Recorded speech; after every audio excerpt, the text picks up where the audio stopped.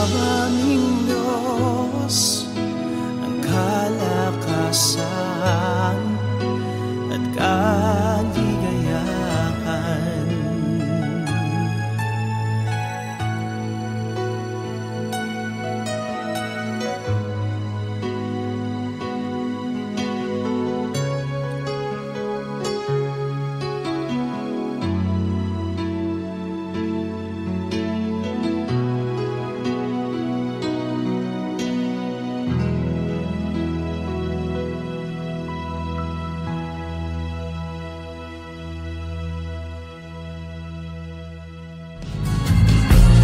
Jesus is Coming Again program. Jesus is Coming Again program. Isang programa na naglalayong dalhin ang pag-asa, biyaya, pag-ibig at kaligtasan ng dakilang Diyos sa bawat isang sa Kanya ay sumasampalataya. Jesus is Coming Again program. Si Jesus ay darating at di magluluwat siya'y darating. Kaibigan, kumanda kang siya ay salubungin. Inyong makakasama at mapapakinggan Evangelist Cesar Diaz-Dizon Jr.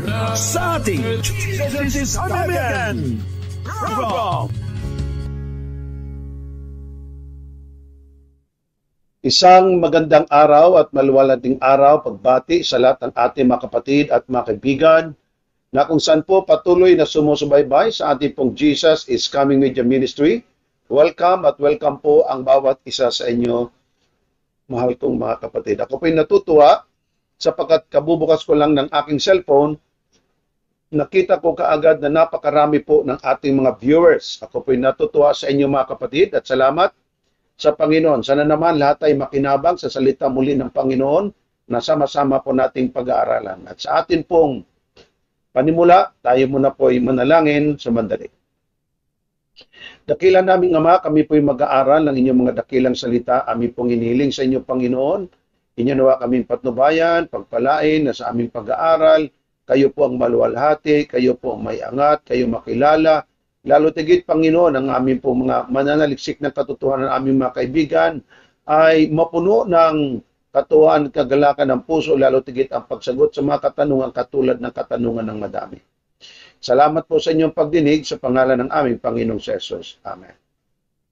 Now, tayo po ay dadako sa ating pong pag-aaral sa isa pong napakagandang katanungan na ipinagkaloob po sa atin mga kapatid nitong atin pong, ng atin pong sinder. Okay? Ito po yung kanya pong pinadalang liham sa atin mga kapatid o message. Ito po ay patungkol sa tinatawag nating katanungan ng Roman Catholic lay minister. Okay? Marami po akong mga kaibigang mga lay minister na naging ka-Bible studyan ko mga kapatid may sa Mindanao, may sa Visayas, at may sa Luzon na mga nangabinyagan sa Seventh-day Adventist. At isa po ito sa ating pong mga kaibigan, hindi ko man siya kilala personal, pero isa po siyang Roman Catholic lay minister. Ibig sabihin ito yung manggagawa sa mga kapilya o bahay sambahan, mga kapatid ng Iglesia Katolika.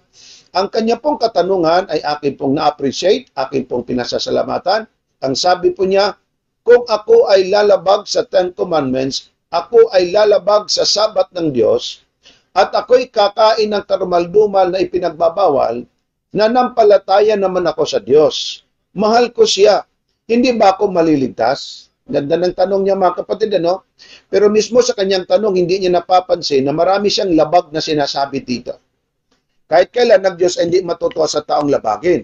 Pero atin po yan mga kapatid bigyan pansin. Ito po ang kasunod. Gusto ko pong marinig ang inyong kasagutan. Ako'y naghahanap ng katotohanan. Ang mahalaga sa akin ay kaligtasan. Roger Castro. Okay, Brother Roger Castro. May kapangalang Roger Castro ito sa Palawan. Okay, Brother Roger Castro, salamat po sa inyong pong sulat o liham na inyong ipinadala. Mga kapatid, sa araw pong ito, nakatanggap po ako ng 6 na mga videos. Siguro napakaraming mga text katanungan. Pasensya muna po kayo. Hindi ko po sabay-sabay masagot ito mga kapatid. Meron din pong nagpadala na Saudi Arabia, meron din Uganda, Africa, meron din sa Zimbabwe, Africa, meron din galing sa Kenya, yan, Kenya, Africa. Meron din nanggaling sa Congo, Meron ding nanggaling mga kapatid sa tawag nito sa England. So, ating bigyan pansin po yan mga kapatid, pero hindi po natin mapagsasabay-sabay ang lahat ng yan. Okay, bibigyan po natin ng kasagutan, ang katanungan ng atin pong kapatid. Excuse me. Bibigyan natin ng kasagutan ang kanyang katanungan. Okay. Mapapansin ninyo mga kapatid, tatlo dito ang kanyang concern. Kautusan, sabat, at tungkol sa pagkain. Kung inyo pong papansinin, ito pong kaibigan natin to, aywan ko kung napansin niya itong kanyang tanong, pero mga kapatid, ipapapansin ko lang po kung ano itong kanya pong katanungan na sabihin ko na lang marahil hindi niya na naintindihan ano pa itinatanong po sa atin. Ano po? So, nandito mga kapatid ang sinabi niya. Una, pansinin po nito ha, lalabag sa 10 Commandments ng Diyos. Ikalawa, lalabag sa Sabat ng Diyos. Yan. Ikatlo, kakain ng karumaldumal na ipinagbabawal ng Diyos. Ito lang tatlong agad na ito mga kapatid. Hindi na po maganda itong pangitain sa isang taong nagsasabing mahal niyang Diyos, nanampalataya siya sa Diyos, pero ang tatlong punto ay puro paglabag. Lalabag sa 10 Commandments ng Diyos na kanyang sinampalatayan at minahal. Lalabag naman siya sa Sabat ng Diyos na kanyang pinanampalatayanan at kanyang minahal. Tapos kanyang pinanampalataya at minahal ang Diyos, pero kakain sa pinagbabawal ng Diyos na kanyang sinampalatayanan at minamahal. Kayo daw ang magkwinta mga kapatid. Maganda bagay po ba ito? Bagamat sabihin natin, mahal natin ang Diyos at tayo po ay ligtas na ayon sa ating pag-angkin. Hindi ko kayo po, kapatid na Roger, pinagagalitan, pero gusto ko lang pong ipaliwanag sa inyo ayon sa liwanag ng Biblia.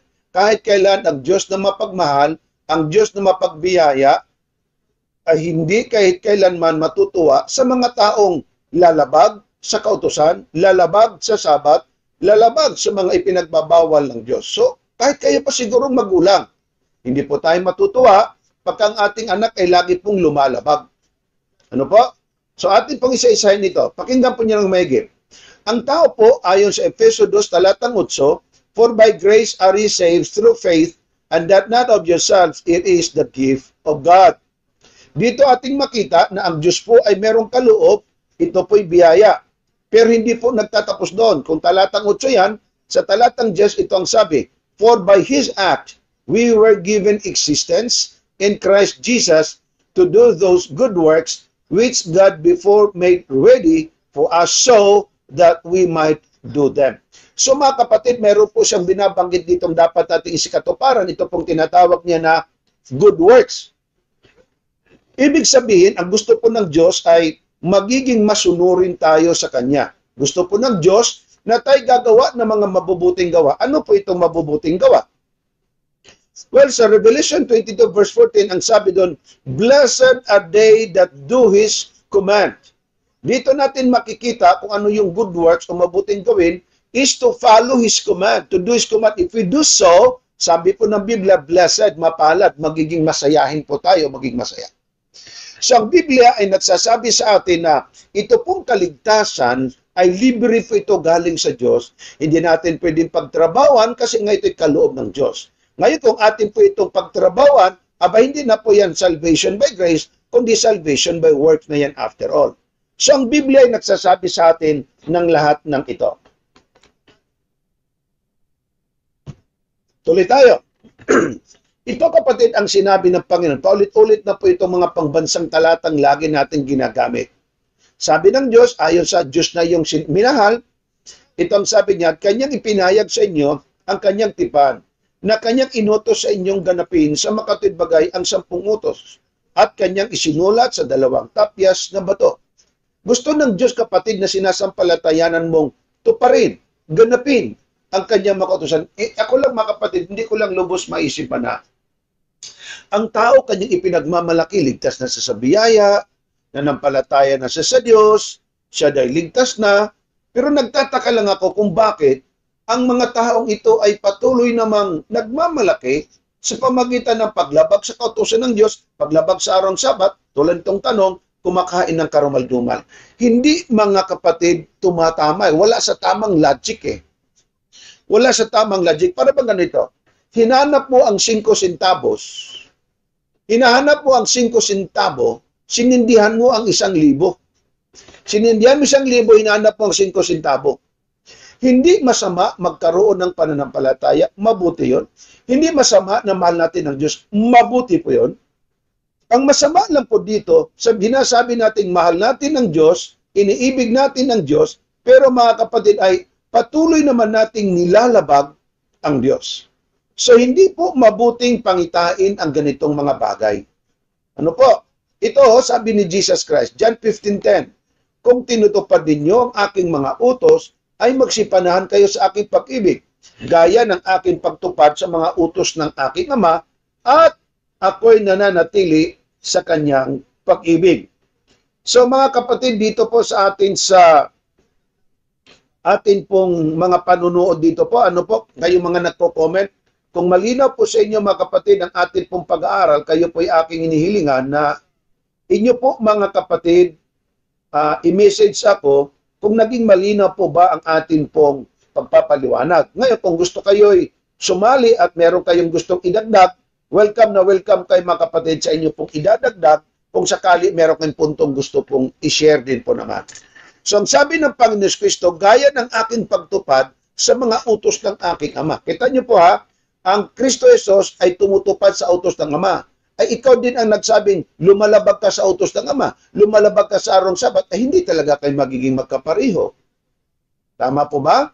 Kaya sabi ni Kristo, kung mahal natin siya, kung ako inyong iniibig, ay tutuparin yung aking mga utos. Ang problema kasi ng iba, mahal daw nilang Diyos, iniibig daw nilang Diyos, lumalabag naman. Ito naman mga kapatid ay kabaliktaran sa sinasabi ni Kristo. Kung siya po'y mahal natin, sabi niya, tuparin natin ang kanyang mga utos. Sa aklat po, mga kapatid, galing po sa aklat ng Mateo, hanggang Apokalisis, paulit-ulit po yan, na kung minamahal po natin ang Panginoon, ay nararapat lang tayong maging masunurin sa Diyos. Sapagkat kung hindi tayo masunurin ng Diyos, anong saysay ng ating pagmamalaki na mahal natin ang Diyos, okay? Nanampalataya tayo sa Diyos, okay? At tayo nananalig sa Kanya. Sa kabila ng lahat, lumalabag ka naman. So love always leads to obedience to God, to the love God. Ito, may mga tao nagsasabing, love daw na nila ang Diyos, love na rin nila ang tao. Kung ang Biblia ang ating bigyan ng pagkakataon at privilege na magsalita, ano ang definition niya sa love? Ito yung love, mga kapatid. Sa Biblia, ha? Sapagkat ito ang pag-ibig sa Diyos. Ano yung pag-ibig sa Diyos? Love to God. Natin to pa rin ang kanyang mga utos at ang kanyang mga utos ay hindi mabibigat. Ngayon, kung mahal natin ang Diyos, malinaw lang pong sinasabi ng Biblia, na to pa rin natin. Kabaliktaran naman ito sa sinasabi ng iba. Mahal nila ang Diyos, ayaw sumunod sa utos ng Diyos. Mahal nilang Diyos, lalabagin nila yung sabat ng Diyos. Mahal nilang Diyos, lalabagin nila ang sinabi ng Diyos patungkol sa batas ng pagkain. Hindi ba kabaliktaran ito, mga kapatid? Ang sungit at pangit naman na sinasabihan mo ang iyong Mr. o Mrs. Mahal kita, habang iyo naman itong binubugbog. Mahal mo ang iyong kapatao habang iyong binubugbog. Mahal mo ang Diyos habang nilalabag mo naman. Hindi naman tama ang tono. Okay? Na isa pa, sa gawa, dito sa 1 Juan, 2:3 itong sabi, at sa ganito'y nalalaman natin na sa ating nakikilala kung tinutupad natin ang kanyang mga utos. So kung totoo kang nakakakilala sa Diyos, sabi ng Biblia, tumutupad ng kanyang mga utos. At ang nagsasabing nakikilala ko siya at hindi tumutupad ng kanyang mga utos ay sinungaling at ang katotohanan ay wala sa kanya. Talatang 5. Datapwat, ang sinumang tumutupad ng kanyang salita, tunay na sa kanya ay naging sakdal ang pag-ibig ng Diyos. Dahil dito'y nalalaman nating tayo'y nasa kanya. Hindi ang linaw, mahal kong mga kapatid. Ang pagkasabi po sa atin ng kasulatan. Ito pa, 1 Juan 3, talatang 4. Whoever sins is guilty of breaking God's law, because sin is a breaking of God's law, of the law. So, ang kasalanan ay paglabag sa kautusan ng Diyos. Ang paglabag sa kautusan ng Diyos, ito'y tinatawag ng kasulatan na kasalanan. Meron pong isang panahon, mga kapatid, nangyari ito sa akin sa Palawan, sa Puerto Princesa. Meron po doong mga Pentecostal na nangangaral.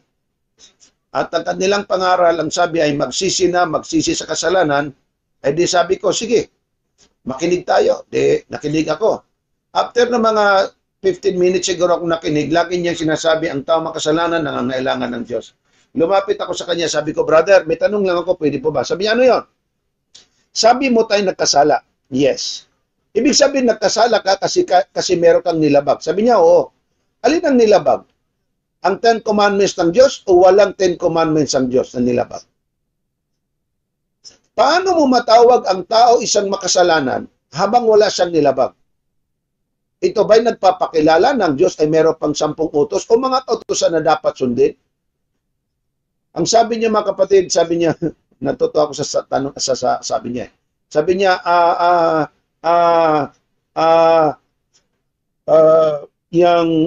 di na niya alam kung anong sasagot niya.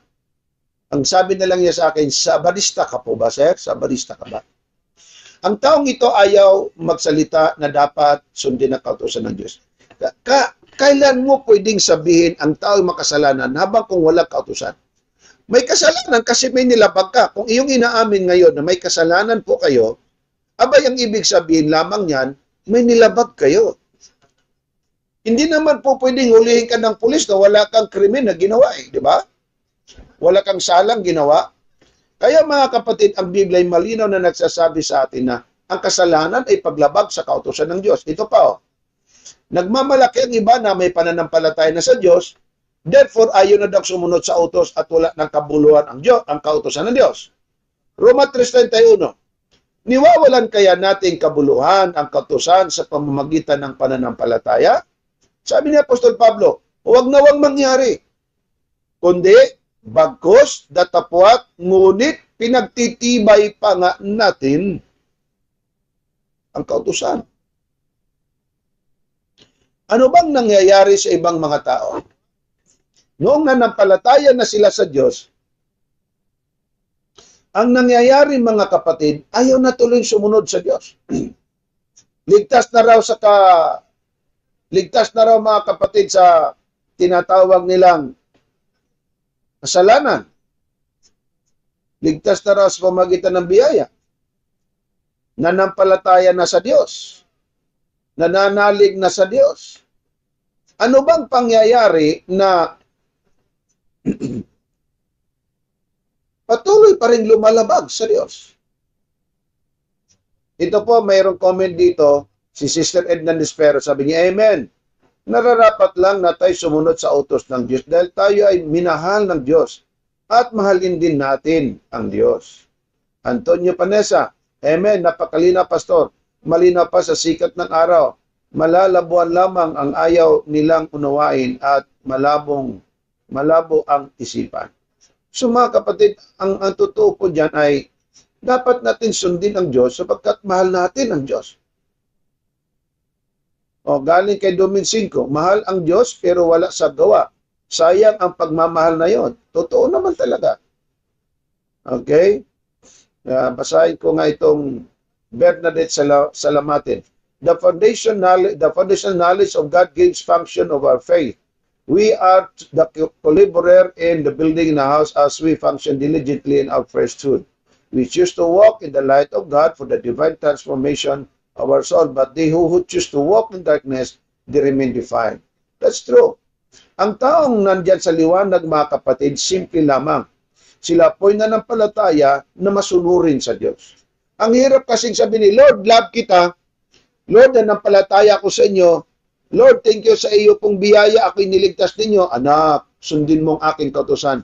Diyan na tayo magka-diferensya, Lord. Ay, ako talagang sumunod niya sa pinag-uutos mo. Pero thank you, ako'y niligtas mo. Hindi ba napaka-selfish nating tao kung ganyan ang atin pong pamamaraan? Hindi po ito, mga kapatid, pwede. Ayon po kay Liudi Avenido Sr., ang pananampalatayang walang gawa, baog, ito'y patay. That's true.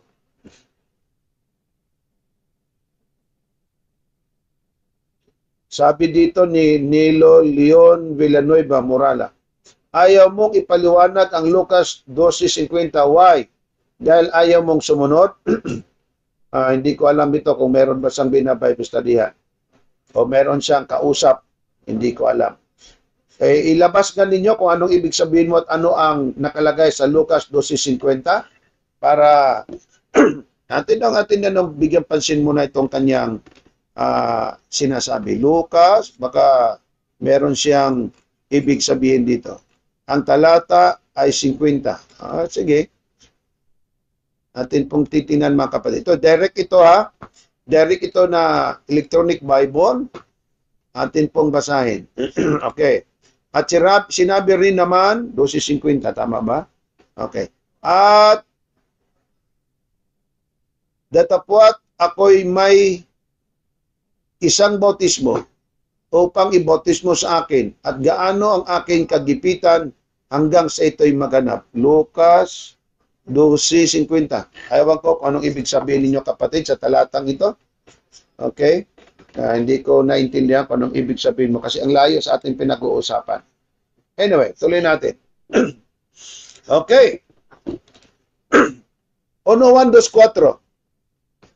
Ang nagsasabing nakikilala ko siya at hindi tumutupad ng kanyang mga utos ay sinungaling at ang katotohanan ay wala sa kanya. Dito mga kapatid, ating makikita agad na ang taong nagmamalaki at nagsasabi o nagmamalaki man o hindi at nagsasabing mahal niya ang Diyos, kilala niya ang Diyos, pero hindi naman tumutupad sa mga utos ng Diyos, ang linaw yun, sinungaling at ang katotohanan ay wala sa kanya. Yung mga taong nagsasabi na ang Diyos ay wala ng kautusan, hindi po pwede mga kapatid na ang Diyos wala ng kautusan sapagkat kung ang kautusan ay wala na rin Diyos. Kung ang Diyos ay walang kautusan, ay ano pang saysay na naparito ang Kristo Jesus? Ang iba natutokso pang magsabi, alisin na lang daw 10 utos para di na magkasalang tao. Sa palagay ninyo, ang 10 utos na nagsasabing huwag kang pumatay at kung alisin yung 10 commandments na yan, wala nang papatay? O pumapatay ka lang na ayaw mong ikay tawaging makasalanan? Sa palagay ninyo, kung wala nang 10 utos na igalang mo ang iyong ama at ina, kung wala ng 10 utos ng iyan, sa palagay mo maging mababait ng lahat ng anak? Halimbawa, alisin ang 10 utos at sasabing huwag kang mangangalunya. Sa palagay ninyo, wala nang mangangalunya? Ang sabi ng iba, alisin na lang ang 10 utos kasi yan ang dahilan bakit ang tao nagkasala. Ang totoo niyan, ang 10 utos ay hindi ka tinuturuang magkasala. Tinuturuan kang ikay may sala, lumapit tayo kay Kristo Jesus at tayo patatawarin. Hindi ibig sabihin ang Diyos gumawa ng kautusan para ang tao magkasala. Gumawa ka ng salamin, bumili ka ng salamin para makita ang dumi ng iyong mukha. Hindi mo ginawa at binili ang salamin para lamang ang tao, mga kapatid, ipakita lang kasalanan, walang pag-asa. Kundi sa pamagitan ni Kristo may pag-asa tayo sapagkat may kapatawaran sa ating mga kasalanan. So kung tayo nagsasabing kilala natin ang Diyos, sa kabila namang dako ay atin namang nilalabag ang mga utos ng Diyos, hindi sumusunod o hindi tumutupad ng kanyang mga utos, sinungaling wala pang katotohanan. Pero ang daming nangangaral. Ayan po mga kapatid ko. Isa pa, ito si Abraham, Genesis 26 verse 5, ligtas ito sa biyaya. Correct. Nanampalataya ito sa Diyos. Correct. Ama ng pananampalataya pangatawag sa kanya. Pero ang tanong kapatid, sumunod ba siya sa kautusan ng Diyos? Oo naman. Talatang 5, sapagkat sinunod ni Abraham ang aking tinig at ginanap ang aking bilin, ang aking mga utos, ang aking mga palatuntunan at mga kautusan. Kaya si Abraham tinawag the father of faith. Ang Diyos po sa panahon ng mga Israelita, tinawag niya ang langit at ang lupa. Sa panahon yon, ang sabi niya, ako'y magsusumpa ng aking kabanalan. Mamili ka, paging masunurin, maging suwail, pagpapala, sumpa, buhay o kamatayan. Mamili ka, blessing or curse. Ito po ang sabi ng Biblia. Ang blessings ay ito kung pagkasumunod tayo sa kautusan ng Diyos. Itong sabi niya, at mangyayaring kung iyong didingging masikap ang aking tinig ng Panginoon mong Diyos upang isagawa. Tingnan nyo, isagawa, isakatuparan, mangyari dapat upang isagawa ang lahat niyang utos na aking inuutos sa iyo sa araw na ito ay itataas ka ng Panginoon mong Diyos sa lahat ng mga bansa sa lupa. Talatang 2, at ang lahat ng pagpapalang ito ay darating sa iyo at aabot sa iyo kung iyong didinggin ang tinig ng Panginoon mong Diyos.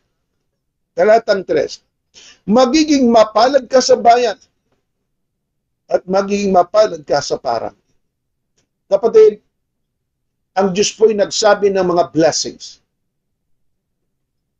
Lahat ng blessings o pagpapala, ipagkakaloob ng Diyos, mga kapatid, para doon sa mga taong masunurin. Okay, magbabasa na naman ako ng isa pa, mga kapatid, dito. Dito, galing kay Brother Nilo Leon Villanueva Murala. Kayong mga religious leader, magkasundo na kayo dahil hindi ninyo ipinangaral ang tunay na pag-ibig. Okay? Ang tunay na pag-ibig ay ang pagiging masunurin sa Diyos. Limel Fernando, natutuwa ako, pastor, at natatawa sa sinabi mo na isang pastor ng protestante binosalan ng banal, binosalan ng banal espiritu ang bunganga na salita ng speaking in tongues. Di naman maintindihan. Tama yon. Meron akong karanasan kasi nag-Pentecostal ako noon, mga kapatid. Nag-speaking in tongues daw siya. Ang nakakatawa pa noon, lahat ng patungan niya ng kamay, matumba ka, tumba rin agad. Diba nga, hindi pa inangatan ng kamay, tumba na agad, nauna pa eh. Pag angat pa lang ng kamay, hindi nga, action pa lang angat tumba na. Ako talaga ay nag-iisip ako na totoo siguro itong sinasabi niya. So ang aking ginawa ay pinabantayan ko talaga kung kailan ako matumba. So mga kapatid, nung inangat niya ang kanyang kamay, akin talagang binabantayan kung meron bang parang kurinting papasok sa akin, makurintihan ako. Kasi ang iba parang nakukurintihan, nangingisay eh. Wala talaga. Paulit-ulit, tinawakan niyang ulo ko, yukula ko ng ganun. Wala talaga akong naramdaman eh. So ang nangyari, mga kapatid, lumabas ako, hindi ako lumabas, patuloy akong nandoon, inaantay ko kailan talaga matumba. Sige sang sermon, balik ng balik, pato ng ulo, sa ulo ko yung dalaw niyang kamay, hindi ako natumba. Hanggang siguro nakasampu siyang balik eh. Kaya lumapit sa akin, sabi niya, matumba ka na rin, kanina ka pa eh. Matumba ka na, nakakahiya naman. So nung sinabi niya sa akin, pinakiusapan niya kung matumba na ako, doon ako nagduda. Ay hindi pala totoo, ito drama to. May pinasukan na ng Holy Spirit. Sabi niya, sira bududo Honda Suzuki kay Yamaha Kawasaki. Sabi ko, mga brand ng motorsiklo itong mga pinagbabangkit yata ng taong ito. Kaya mga kapatid, ang tao ay makikilala hindi sapagkat nagsalita ng iba't ibang wika, di pa wika talaga yon. Hindi makikita sa ganon. Dapat makikita sa pagiging obedient. Okay? Pagiging obedient. So ito po yung blessing ng Panginoon. Ang punishment naman o curse naman doon sa mga suwail, ito, ngunit kung hindi ninyo tutuparin ang lahat ng mga utos ko, itong linaw eh, at kung inyong tatanggihan ang aking mga palatuntunan na anupat hindi ninyo tutuparin ang lahat ng aking mga utos, ay gagawin ko naman ito sa inyo, ilalagay ko sa gitna ninyo ang sindak at pagkatuyo at ang lagnat na uubos sa mga anak, sa mga mata, uubos sa mga mata, at magpapalupaypay sa kaluluwa, at maghahasik kayo ng inyong bini na walang kabuluhan sapagkat kakanin ng inyong mga kaaway. Ngunit mangyari na kung hindi mo didinggin ang tinig ng Panginoon mong Diyos na isasagawa ang lahat ng kanyang mga utos at ang kanyang mga palatuntunan na aking inuutos, na ang lahat ng mga sumpang ito ay darating sa iyo at aabot sa iyo. Sumpain ang iyong buslo at ang iyong palayok. Sumpain ang bunga ng iyong katawan at ang bunga ng iyong lupa, ang karagdagan ng iyong kabakahan at mga anak ng iyong kawan. So mga kapatid, na dito yung mga curse. Actually, konti lang ito eh. Marami pa pong sinasabi. Pinutol ko lang hanggang dito. So malinaw mga kapatid na ang Diyos nagsasabi sa atin na gusto niyang maging masunurin tayo. Huwag niyong isipin na pagka sumunod kayo sa 10 utos ng Diyos, legalista na lang tayo. Ang legalista kayong ibig sabihin ng legalista, kapatid. Sumusunod ba ng walang pag-ibig? Sumusunod na wala sa isip, wala sa puso? Kundi napipilitan to the letter sinusunod. Kasi bakit? Inutusan eh. Para bang sabi, gawin mo ito, gawin mong ganon, di mo man gusto sinusunod mo, mga legalista to the letter na walang pag-ibig. No. Mga kapatid, may litra ka mang nabasa o hindi, kung ito sinabi, lalo pat nadinig mo galing sa Diyos, nararapat lang sundin sapagkat Diyos ang may lalang sa atin. Siya po ay mapagmahal ng Diyos. So ang pag-ibig ay laging umaakay sa pagsunod, hindi kailanman sa pagsuway. Kaya ang sabi ng Apokalipsis 22:14, Blessed are those who do His commandments, that they may have the right to the tree of life and may enter to the gates into the city. Dalawa ito eh. May karapatan sa tree of life, makakapasok sa siyudad ng Jerusalem. Mapalad ka kasi mangyayari itong dalawang bagay. Ano ang gagawin mo para maging mapalad ka? Do His commandments. Ako'y naaawa mga kapatid doon sa mga membro ba na tinuturoan ng mga pastor, ng mga pare, mga diakono, kung sino man. Nang wala na ang kautusan ng Diyos, ninanakawan ang tao ng blessings ng katulad ng ganito. Bakit hindi na lang natin ituro sa tao ang pagiging masunurin sa Diyos? Masunurin sa kautusan ng Diyos. Di ba mas mabuti mga kapatid tingnan? Kung tayo po ay nagtuturo ng pagiging masunurin, at tayo din sa tulong ng Panginoon, di lang basta turo. Dapat tayo mga kapatid ay nagtuturo din naman ng kautusan ng Diyos at sumusunod din sa kautusan ng Diyos. Napakaganda kapatid ang sinabi ng Biblia. Si Jesus Christ nung nandito siya sa lupa, ang ginawa niya sa isang taong mayaman na lumapit sa kanya, and behold, one came and said unto him, Good Master, what good thing shall I do that I may have eternal life? Ang turo ni Kristo Jesus, kept the commandments. Yan pong malinaw na sinasabi sa atin ng kautusan ng Panginoon. So mga kapatid, yung sinabi po ng isang tao na mahal niyang Diyos, nanampalataya siya sa Diyos, ligtas na raw sa biyaya ng Diyos, pero siya na rin ang nagsabi na tatlong magkasunod-sunod.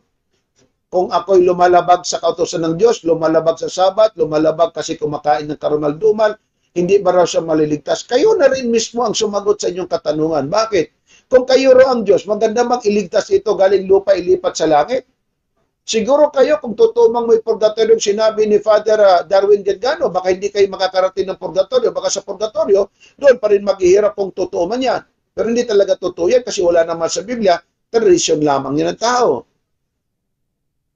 Ito kapatid, ang inyo pong katanungan, sabi ninyo, lalabag ka sa Ten Commandments, lalabag ka rin sa Sabat, lalabag ka rin at kumakain ng karumal-dumal na ipinagbabawal ng Diyos. Ay walang Diyos na matutuwa sa inyo nito kasi walang obedient dito nangyayari. Again ha, hindi tayo naging obedient para maligtas, kundi tayo iniligtas at naging obedient na. Naalala ko tuloy yung kaibigan ko sa Palawan mga kapatid, White Penal Colony, tinawag siyang Boyturo at nabinyagan sa Adventist, ay naging mabait na. At siya merong bagong awit na inaawit. Awitan ko kay sandali mga kapatid ha. Sabi niya sa awit Noong araw ako ay lasinggo, alak, sugal at sigarilyo, nang si Jesus ay makilala, ngayon ay good boy na talaga. Ikalawang stanza, bago ang chorus. Noong araw ako ay mahilig sa comics. Alam niyo mga comics noong araw? Darna, Wakasan, Pinoy at iba pa. Sabi sa awit, Pinoy Classic at marami pang iba, nang si Jesus ay makilala, ngayon ay Bible ang binabasa. Si Jesus lang ang buhay ko magpakailanman, siya'y pumasok sa puso ko at kaluluwa.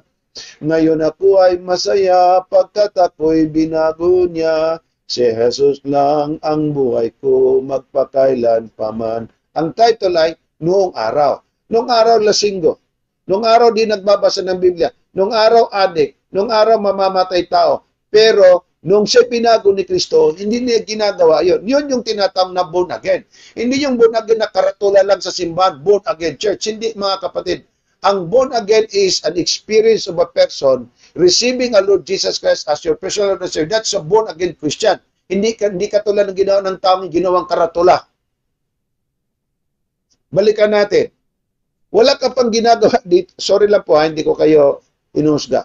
Lahat ng ginawa at sinabi mo dito, lahat ito masamang pangitain Lalabag sa Ten Commandments ng Diyos. Lalabag sa Sabat ng Diyos. Lalabag sa karumal-dumal na pinagbabawal ng Diyos. Tatlong ito, malalaking punto ito na kung saan hindi tama ang ginawa.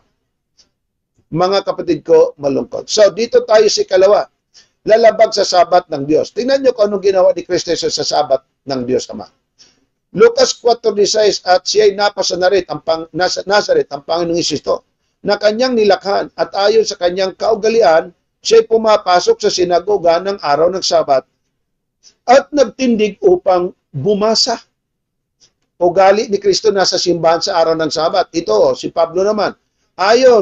Si Pablo, ayon sa kanyang ugali, pumapasok sa kanila sa sinagoga at sa tatlong Sabat ng atwiranan sa mga kasulatan. So dito, gawa 17:2, si Apostol Pablo ito. Ang mga unang Kristiyano naman, Lucas 23, 54, 56, inilibing ng Panginoon Kristo at sila po'y nagsiuwi na. At sila nagsiuwi at nangaganda ng mga pabango at mga gwinto. At ng araw ng Sabat sila nangagpahinga ayon sa kautusan. Kabaliktaran ito sa sinasabi mo Mahal mo ang Diyos, okay? Nanampalataya ka na sa Diyos, pero nilalabag mo naman ang Sabat ng Diyos. Wala ito mga kapatid, pinagkaiba sa ibang mga taong nagsasabi, o kahit sa Biblia nagsasabi, ako'y tinatawag ninyong Panginoon, Panginoon, pero nilalabag naman ninyong aking mga kautusan. Anong saysay, sabi ng Panginoon? Ito sila mga unang Kristiyano, kabaliktaran ito sa ginagawa po ninyo kasi kayo lumalabag ayon sa sinabi nyo. Ito, pagdating sa bagong langit, bagong lupa, for as a new heaven and a new earth which I will make will be forever before me, says the Lord. So will your seed and your name be forever. 23. And it will come from Sabbath to Sabbath.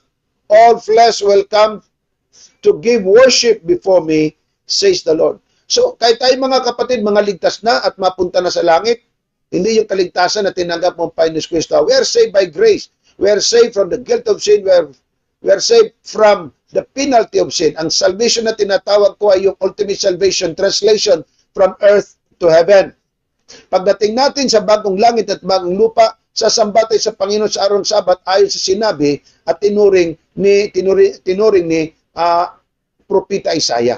Ang linaw po niyan mga kapatid. Itong 10 utos, ang ika-4, ito yung nilalabagay. Sa mga protestante, ang nasusunod siyam. Bakit? Ayaw sa Diyos-Diyosan at iba pa, pagpatay, pagnanakaw, pangangalunya. Pagdating sa Sabat, sumasabi talaga. Bakit? Kinasanayan nga kasi linggo, so bahala na. So mga kapatid, para hindi mabago yung kanilang gusto, so pangangatwiranan na lamang na wala ng Sabat kasi sa Hudyo yan. Isipin nyo, ang siyam sinusunod mo, pagkatapos pang-4 ating tatanggihan. Hindi naman ito parang Robinson o SM o NCCC or Star Mall na merong 10% discount. No, walang ganon kapatid. Sa Biblia malinaw na sinasabi sa atin, dapat tayong maging masunurin sa kalooban ng dakilang Diyos. Okay? Dito naman si Roger Tabardias, watching daw para Palawan Adventist Hospital, Daytari Department. God bless at sa inyong lahat na andyan. Arnel Galisa Lizarte, kayo nagpabautismo rin ba? Kayo'y nagbabautismo rin ba? Binabautismo ninyo ang tao upang sumunod sa Diyos o lumalabag sa kautusan ng Diyos? Okay. So nagbabible study yan din ito. Believe ako sa mga kapatid at mga kaibigan. Ako'y nag-explain dito, explain din sila kung sino man ang kanilang kausap. Anyway, maganda na rin po yan mga kapatid. Tuloy tayo. Ito po yung kautusan ng Diyos na nilalabag ng tao at sorry po isa kay doon sa sinasabi. Galatia 3:17, God's promise to save through faith, and God wrote this promise down and signed it, could not be cancelled or changed 430 years later when God gave the 10 Commandments. So malinaw kapatid, 10 Commandments ang tinutukoy ng Biblia na hindi po makakansila, hindi po mapapalitan. Cannot be changed. At dadako tayo si Katunyo pong sinabi. Okay, sabi ninyo, nilalabag niyo ang kautusan, nilabag ninyo ang Sabat. Ito pangatlo, kakain ng karumalduman na ipinagbabawal. Ito pa lang sa sinabi mo, malaking punto na sana ito maging maliwanag sa inyo Kakain ng karumaldumal, ngalan pa lang karumaldumal, di na magandang kainin Di po ba? Ang iba pagka nakakakita sa YouTube na ang paniki, kinakagat at kinakain ng tao, naku, nakakarumi. Ay, napakadumi. Ang iba naman pagka makakain ng baboy, lalo pa kung lechon, hindi naman sila nadudumi, kundi takam na takam pa Pero karumaldumal, tulad ng mga dagang yan, mga ipis, na kinakain ng tao. Si Brother Castro sinagsabi, kung makain ng karumaldumal, mismo ikaw na rin ang nagsasabi ng kinakain mo'y karumal-dumal na ipinagbabawal ng Diyos. Hindi ito magandang pangitain sa harapan ng Diyos. Kinikilala mo, anya mahal mo ang Diyos. Pero kumakain ka ng karumaldumal na ipinagbabawal ng Diyos na iyong mahal. Malayo, kapatid, hindi tumatama. Ito pa, puntahan natin itong batas ng Diyos. Ang tawag nito dietary law. Okay? Dietary law. So ito'y batas patungkol sa pagkain. Ang Diyos po, mga kapatid, nung nilalang niya ang langit at ang lupa, kumplito at ang lahat ng ito'y perfecto. Sa Kapitulo 3 ng Genesis, nakasalang tao, nung pumasok ang kasalanan, si Adan nasumpa, si Eva nasumpa, ang ahas nasumpa, pati ang lupa ay nasumpa. Kumalat at tumami ang tao sa balat ng lupa, pero sa pangalan, under the umbrella na ng pagiging sinner o makasalanan. Lumawig ang panahon na tumabot hanggang sa ating kapanahon ngayon, dugtong pa rin ang kasalanan. Sa panahon ni Noah ating balikan, nangaral sa 120 years, pero mga tao ayaw makinig. So sabi ng Panginoon, sige, paakyatin na lamang ang mga hayop. So ang Diyos nagsabi, 7 pares malilinis, 2 pares naman lalaki at babae, ang mga marurumi. So ang Diyos mismo, bago pa nagkaroon ng baha, bago umakyat sa daong, bago pa mga kapatid sila'y pumasok sa daong, sabi po ng Biblia, may malinis at maruming mga hayop. Doon pa lang malinaw na eh. Nga lang marumi, huwag mo kainin. Lalo na kung sabihan ka pa ng Diyos na huwag kumain. Itong sabi ng Diyos sa kanyang batas, Leviticus 11:46. Ito ang kautusan tungkol sa hayop at sa ibon at sa lahat ng may buhay na gumagalaw sa tubig at sa lahat ng nilika na umuusad sa ibabaw ng lupa, upang lagyan ninyo ng pagkakaiba ang karumaldumal at ang malinis at ang may buhay na makakain at ang may buhay na hindi makakain. So mga kapatid, merong mga hayop may buhay na makakain at hayop na may buhay na di makakain. So hindi lahat pwedeng sunggaban o lahat ay kainin na lamang. May makakain at hindi makakain. Hindi lahat pwedeng kainin. Lalo tigit itong nandito sa picture ng mga unclean animals, sabi ng Diyos, huwag kainin. Halimbawa, Deuteronomy 14:2, sapagkat ikaw ay isang banal na bayan ng Panginoon mong Diyos, at ikaw ay pinili ng Panginoon upang maging bayan sa kanyang sariling pag-aari. Isipin nyo, ikaw, pagmamay-ari ka ng Diyos, bayan ka ng Diyos, anak ka ng Diyos. Kaya ang sabi niya sa talatang 3, ikaw ay banal, sabi niya sa 3, huwag kang kakain ng anumang karumaldumal na bagay. Tama lang. Palibas ay malinis ka, huwag kang kumain ng marumi. Palibas ay binanal ka ng Panginoon, huwag kang kumain ng karumaldumal. Simple lang po yun, kapatid. Ang sabi ng Panginoon, napakalinaw. Sa panahon ni Apostol Pablo, ito naman yung sabi niya. 2 Korintos 6:17. Kaya nga magsialis kayo sa kanila at magsihiwalay kayo, sabi ng Panginoon. At huwag kayo magsihipo ng mga bagay na marumi at kayo aking tatanggapin. Kita niyo, kapatid, sa panahon ni Apostol Pablo, kanya pinagdiinan na huwag nga magsipaghipo ng mga karumaldumal o marurumi, lalo na kung iyo pang kainin. Nalala ko, mga kapatid, excuse me.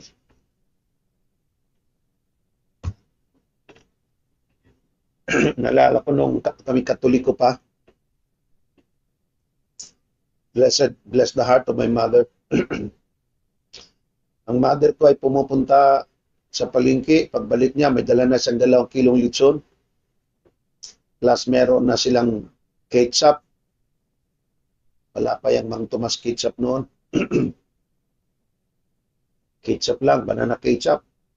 Sausaw, kain. So nung araw, masaya kaming kumain ng ganun. Pero mga kapatid, nung nalaman ko ang katotohanan, kahit may mga baboy pa akong alaga, binitawan ko.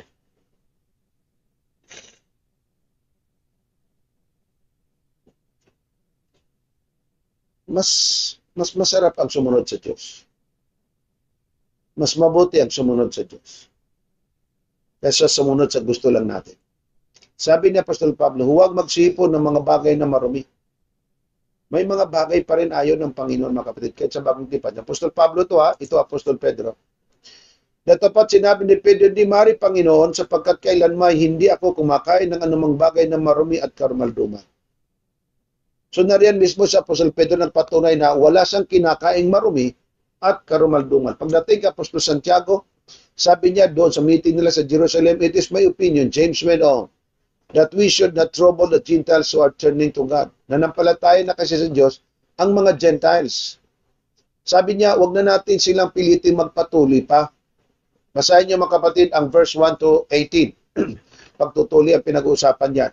Ang sabi doon, akong si Santiago, si James, nagsasabi sa inyo na ang inyong gagawin, ating gagawin, isulatan na lang natin sila. Instead, we should write a letter telling them. Anong isusulat sa sulat na yon? Not to eat any food that is ritually unclean. Ano daw ang food na klase na hindi dapat kainin? Yung mga unclean. Hindi lang food na unclean. To keep themselves from sexual immorality. And not to eat any animal that has been strangled or in the blood. So pati dugo, pati yung mga nabigting hayop, sabi ng Panginoon, huwag kumain sa pamagitan ni Apostol Santiago. O dito mga kapatid sinabi, that they should not eat food which is unclean food, ritually unclean food. Malinaw po yan sinabi ng Biblia. Paano nila nalaman? For the law of Moses has been read for every long time in the synagogue every Sabbath, and his words are preached in every town. So mga kapatid, napakalinaw po ang sinabi sa atin ng kasulatan na talagang hindi ito dapat kainin at hindi talaga ito makakain, mahal kong mga kapatid, sapagkat ito ay mga pawang karumaldungan. Okay? So yung katanungan po mga kapatid ng ating kaibigan na hindi ba daw siya maliligtas? Kung ako yung tanungin mga kapatid, itong direkta kong masabi, hindi ko pwedeng sabihin hindi ka maliligtas or maliligtas sapagkat ang paghatol at pagliligtas ay hindi ko gawain po ng Diyos yan. Ang gawain ko ay magsabi ng katotohanan, magturo ng katotohanan, i-guide ang mga tao, sabihan ng mga tao sa kaliligtas nito. Pero pagdating sa kaligtasan, maligtas ka ba o hindi, yan ay panukala, yan ay pribilehiyo, yan ay karapatan, yan po ay gawain ng Diyos. Ang gawain ko ay ang sumunod. Pero palibasan yung tanong ay tungkol sa kasulatan, ano bang sinabi ng kasulatan? So yun po ang sinabi ko sa inyo, yun ang sinabi ng kasulatan, na ang gusto ng Diyos maging masunurin ka, huwag magiging suwail sa kanyang mga kautusan. Okay? So mga kapatid, sa susunod po, bukas, alas 6 muli sa Pilipinas, at anong oras man sa ibang bansa, ang atin pong pag-usapan itong dalawang mga ngaral ng Iglesia ni Kristong mga ministro sa kanilang programa Ang Tamang Daan. Kasi meron ngang ang dating daan, kay Soriano, tinapatan naman nila ng programa Ang Tamang Daan. So mga kapatid, kay Maruwas naman ang Tuwid na Daan. Ang dalawang mga ngaral na ito ay si Romel Topacio at si Leonardo Pidlauan Jr. So mga kapatid, atin pong pupuntahan ang kanila pong talakayan. Ito po'y pinadala sa aking video na ang sabi sa kanila pong usapan ay tamang unawa. Sa 1.1, talatang 1 at talatang 14 ayon sa INC 1914.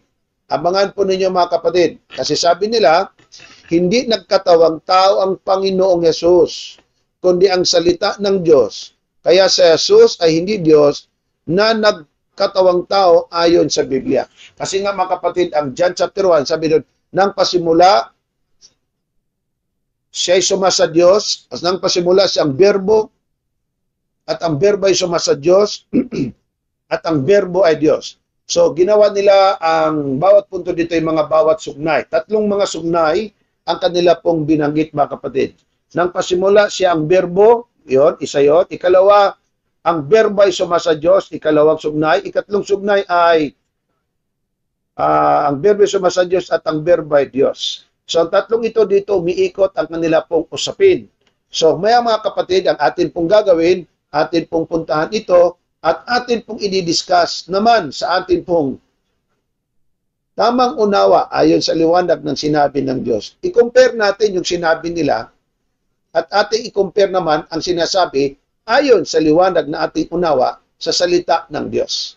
So mga kapatid, is a word, para bang your words against my words, against your word is my word, pero ayaw ko ng ganun mga kapatid para tayong nagpukontra ng ating salita eh.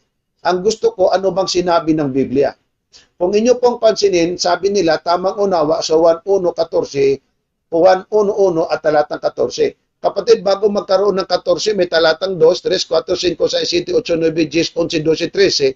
Itong 12 ka mga bersikulo mga kapatid, ano sinasabi bago dumating ang 14? Kasi tumalon na lang agad sila sa 14. So kung anong usapin meron sa talatang 14, in-explain yan prior sa talatang 2 hanggang 13 bago nagkaroon ng 14. Ano sinabi nung 2 hanggang 13? Kasi ito mga kapatid, kanila itong kinaligtaan eh. Kanila itong inalpasan, kanila itong iniwanan, hindi pinasin, hindi binasa.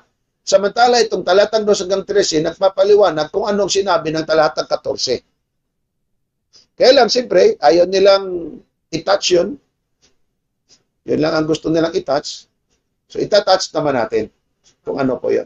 So, mga kapatid, marami pong salamat sa inyo pong patuloy na pagsubaybay sa ating pong programa. At malinaw po ba ang ating discussion, mga kapatid? Maliwanag po ba sa inyo ang ating pong pag-aaral?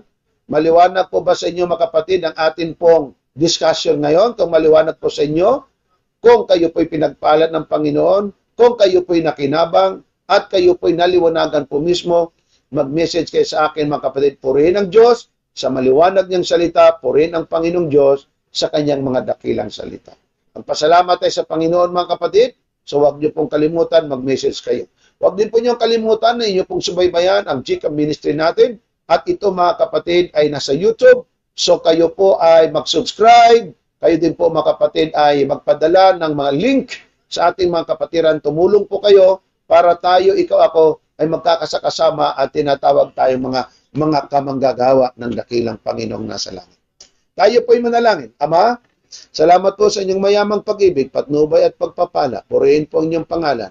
Sa inyo po kami humiling at dumadalangin ng patnubay noon ng langit, ang patuloy niyo pong ipagkaloob sa amin.